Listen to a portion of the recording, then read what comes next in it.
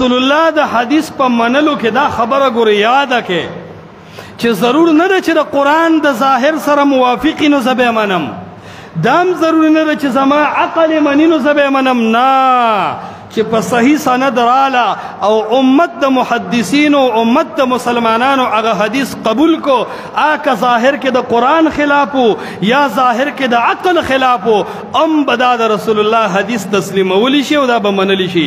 سیدنا عائشہ رضی اللہ تعالی عنہ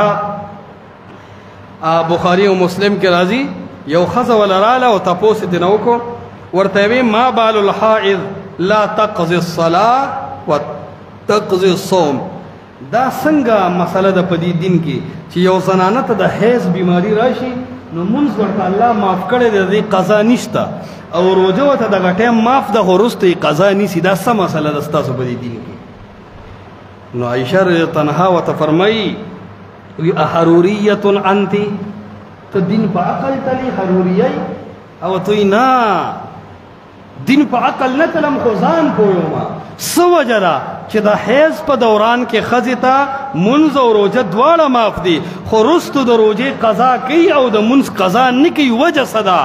نو سیدنا عایشه رضی الله عنها ورته فرمایي زمونږ دین کې وجه نشته.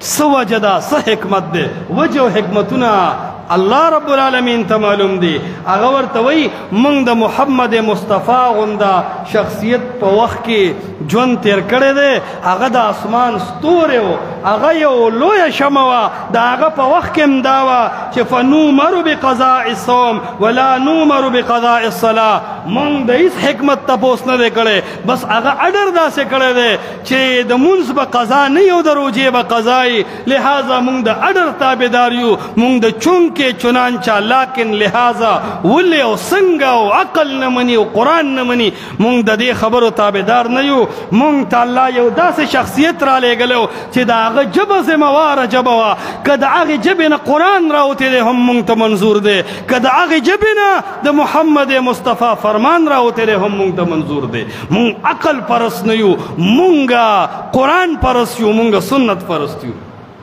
دا خو د پرویزیانو اصول دی، وایي جی ټیک د سند صحیح دی خو د قرآن خلاف دی، وی سند ټیک دی خو د عقل خلاف دی، رک د ستا د عقل شي دا گنجې سر دی نیولی دی، او رک د ستا دا کپری شي. مونږ ته قرآن او سنت کافي دی، ستا د عقل به خلاف زما د عقل نه دی خلاف، ستا عقل به د قرآن خلاف ګڼي، زما عقل د قرآن او سنت تشریح ګڼي.